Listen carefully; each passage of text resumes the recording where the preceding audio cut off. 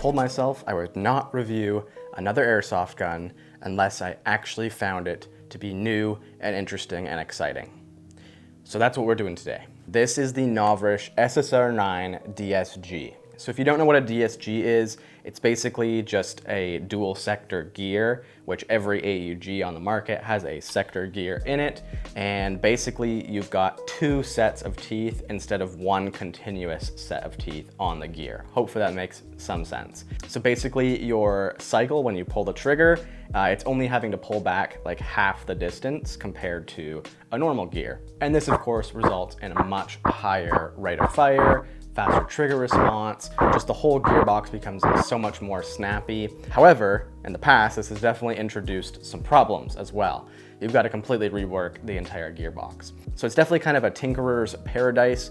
It ends up costing a decent amount of money to fix all the problems and whatnot. So this comes from the factory DSG'd, which is pretty sweet, and it works really, really well. Also, right out the gate, this costs 269 euros, which is around $400 Canadian for all my fellow Canadians out there.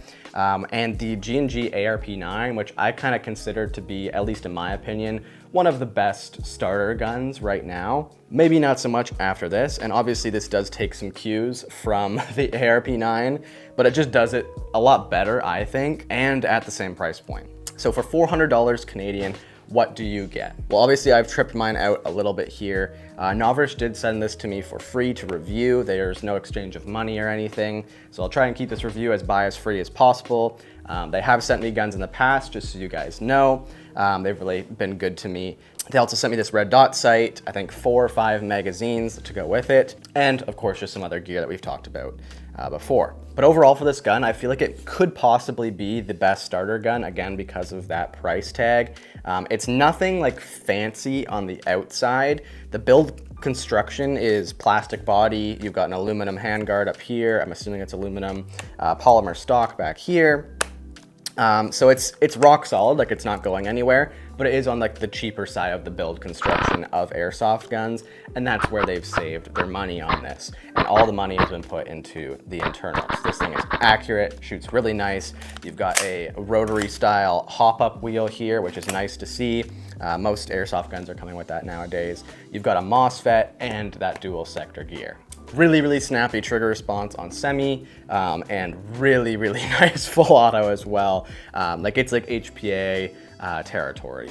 So you can kind of get the HPA / DSG experience, which is like kind of the pinnacle tier of like airsoft performance for $400, which is pretty insane actually. This gun would absolutely thrive indoors. Unfortunately, my indoor field has recently closed. So we're stuck playing outdoors. So my brother, myself, and a buddy of mine, we went out and just did some testing with it, played a couple games, and we all kind of took turns using it and really, really enjoyed it. Of course though, this thing indoors would absolutely shred. I wish I could run this indoors so bad. It would have been so fun. Other than that though, it's an airsoft gun. It's pretty much what we're used to. Nothing crazy fancy. This does seem to accept most AR9 mags on the market. I have the PTS ones, the fancy AR9 PTS ones, and they run flawlessly. Also, one other thing is the battery compartment is a little funky. So you've got this 2-position stock. So it'd be nice to see a few more positions on it, but hey, it's whatever. I really don't mind it that much. And if we flip it over here, you just got this little pull tab that you pull towards you and it pops out, which is kind of a unique battery storage system. At first, it feels a little weird and a little jank, but it works great. You've got lots of storage. You don't have to worry about anything really. It just works. So a little bit unique battery storage, but honestly works great. So overall, I do think this is a really, really good gun, especially for the price. Oh my goodness, nothing quite on the market like it.